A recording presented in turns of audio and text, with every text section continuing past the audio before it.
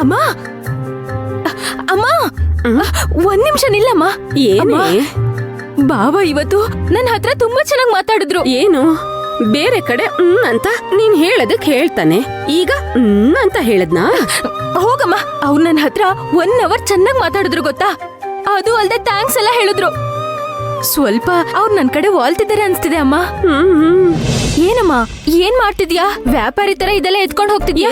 ಸುಮ್ನೆ ಕೇಳ್ತಾ ಇದ್ಯಾ? ಇದನ್ ತಗೊಂಡ್ ಹೋಗು, ಹಿಡ್ಕೊ ಅಂದೆ ಅಲ್ವಾ? ಅಮ್ಮ, ಹಳದಿಯಲ್ಲಿ ಸಂತೋಷವಾಗಿ ಆ ಹುಡುಗಿ ಜೊತೆ ಕುಣಿದ್ರಲ್ಲ, ನಾನ್ ಕೂಡ ಅವ್ರ ಪಕ್ಕ ಹೋಗೋಣ ಅನ್ನೋಷ್ಟ್ರಲ್ಲಿ ಕರೆಕ್ಟ್ ಆಗಿ ಆ ವಾರ್ಡನ್ ಬಂದ್ಬಿಟ್ರು. ಆ ಪರಿಗೆ ಜೀವ ಬಾಯಿಗೆ ಬಂದಿತ್ತು. ಅದನ್ ಹೇಗೋ ನಿಭಾಯಿಸಿದ್ರು ಕೂಡ ಅತ್ತೆಗೆ ಸ್ವಲ್ಪ ಡೌಟ್ ಬಂದಿರುತ್ತಲ್ವಾ. ಈಗ ಇಲ್ಲಿ ತೋರಿಸ್ಕೊಳ್ದೆ ಇದ್ರು ಮನೆಗ್ ಬಂದ್ಮೇಲೆ ವಿಚಾರಣೆ ಮುಂದುವರಿಯುತ್ತಲ್ವಾ? ಹೌದಾ?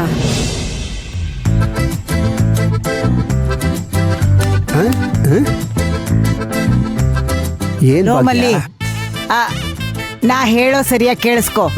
ಅದು ಬಡಿಸ್ತಾ ಇದಾರೆ, ಇದು ಬಡಿಸ್ತಾ ಇದಾರೆ, ಲಡ್ಡು ಪಾಯಸ ಅಂತ ಕುತ್ಕೆವರೆಗೂ ಮುಕ್ಬೇಡ. ಆಮೇಲೆ ಹೊಟ್ಟೆಲ್ ಒಂಥರ ಆಗ್ತಿದೆ ಅಂತ ನನ್ನ ಹತ್ರ ಬಂದ್ರೆ ಸುಮ್ನೆ ಇರೋದಿಲ್ಲ. ನಾನು ಬಿದ್ದು ಹೊರಲಾಡ್ಕೊಂಡು ಸಂಕಟ ಪಟ್ರು ನೀನೇನ್ ಆರೈಕೆ ಮಾಡ್ತೀಯ? ಇಲ್ಲ ನೋಡು, ಶುಗರ್ ಇದೆ ಅಂತ ಪಾಯಸ ತಿನ್ನೋದನ್ನ ಬಿಟ್ಬಿಟ್ರೆ ಆಮೇಲೆ ತಿಂತಾ ಇರೋ ಎಲ್ರನ್ನು ನೋಡಿ ಹೊಟ್ಟೆ ಕಿಚ್ಚು ಪಟ್ಟು ಎಲ್ರಿಗೂ ಶುಗರ್ ಬಂದ್ಬಿಡುತ್ತೆ. ಅಯ್ಯೋ ಮಾವ, ಸುಮ್ನೆ ಇರಿ ಮಾವ. ಯಾರಾದ್ರೂ ನೋಡಿದ್ರೆ ಏನ್ ಅನ್ಕೊಳ್ತಾರೆ? ಬನ್ನಿ. ಸರಿ, ಅದ್ ನೋಡ್ಕೊಳ್ಳೋಣ. ಈಗ ಬಾ ಹೋಗೋಣ.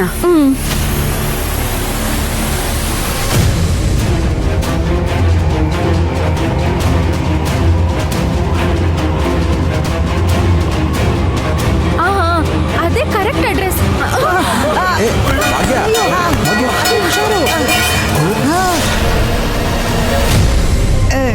ಬಿಡ್ರಿ. ಅಮ್ಮ, ಏನಮ್ಮ ನೋಡ್ಕೊಂಡ್ ಬರ್ಬಾರ್ದಾ? ವಯಸ್ಸಾದವ್ರಿಗೆ ಹೀಗ ಗುದ್ದೋದು ಮೊದಲೇ ಮಂಡಿ ನೋವು. ಏನ? ನಾವ್ ನೋಡ್ಕೊಂಡ್ ಬರ್ಬೇಕಾ? ನಾವು ಕೈಯಲ್ಲಿ ತಟ್ಟೆ ಹಿಡ್ಕೊಂಡಿದ್ದು ನೋಡಿದ್ರೋ ಇಲ್ವೋ? ನೀವೇ ಆ ಕಡೆ ಹೋಗ್ಬೇಕು ತಾನೆ. ಅದ್ ಬಿಟ್ಟು ನೀವೇ ಅಡ್ಡ ಬಂದು ನಮ್ಗೆ ಹೇಳ್ತೀರಾ? ಏನ್ರಿ, ಏನ್ ಮಾತಾಡ್ತಿದೀರಾ ನೀವು?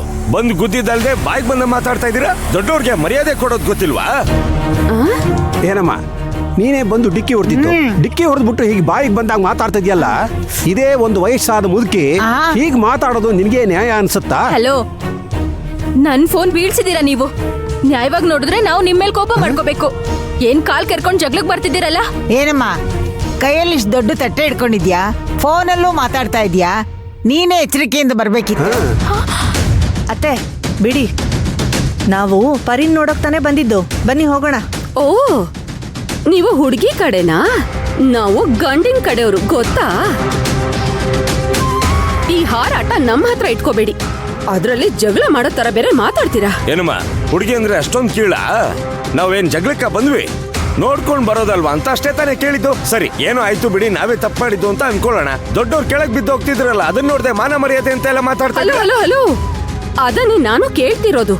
ನೀವೇ ನೋಡ್ಕೊಂಡ್ ಬರ್ಬಾರ್ದಾ? ಹಂಗೆ ಬಿದ್ದೋಗಿ ಎಲ್ರು ಒಂದೇ ಸಲ ಮೇಲಕ್ ಹೋಗಿದ್ದಿದ್ರೆ?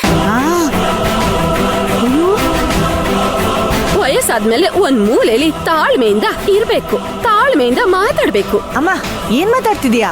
ಮದ್ವೆ ಮನೆಯಲ್ಲಿ ತಪ್ಪಾಗಿ ಅಪಶಕುನ ಎಲ್ಲ ಮಾತಾಡ್ಬೇಡಿ. ನಾವು ನೋಡ್ಕೊಂಡೇ ಬರ್ಬೇಕಿತ್ತು. ಸಾರಿ. ಸಾರಿ ಹೇಳಿದ್ರೆ ಆಯ್ತಾ? ಆಗ್ಲೇ ಹೇಳಿದಿದ್ರೆ ನಾವ್ಯಾಕೆ ಇಷ್ಟು ಮಾತಾಡ್ತಿದ್ವಿ? ಅಮ್ಮ, ಯಾವ್ದಕ್ಕೂ ನೀನ್ ಸ್ವಲ್ಪ ನಿಲ್ಲಿಸ್ತೀಯಾ? ನಳನ್ ಸರ್ ಕಡೆಯವ್ರು ಇರ್ಬೋದೇನೋ. ಯಾರಾದ್ರೆ ನನ್ಗೇನೆ? ನಾನು ಹುಡುಗನ್ ಕಡೆಯವಳು, ಅದ್ರಲ್ಲೂ ನಾನು ಗಂಡಿಗೆ ಸೋದರತೆ ಆಗ್ಬೇಕು. ನಳನ್ ಕಡೆ ಅಂದ್ರೆ ಹಂಗೆ ಕಾಲಿಗೆ ಬಿದ್ದು ಇವ್ರ ಸೇವೆ ಮಾಡ್ಬೇಕಾ ಏನು? ಇಲ್ ನೋಡು, ಇದು ಗಂಡಿನ ಮನೆ ಮದ್ವೆ ಕಣೆ. ಹೆಣ್ಣಿನ ಕಡೆಯವರು ತಲೆ ತಗ್ಗಿಸ್ಕೊಂಡೇ ಹೋಗ್ಬೇಕು. ಅಲ್ಲಮ್ಮ, ನಾವ್ ಯಾವ ಜಗಳಕ್ಕೂ ಬರ್ಲಿಲ್ಲ. ನೀನೇ ಏನೇನು ಹೇಳ್ತಿದ್ಯಲ್ಲ. ನನ್ ಸೊಸೆ ನಿನ್ನ ಹತ್ರ ಕ್ಷಮೆ ಕೇಳದ್ಲಲ್ಲ.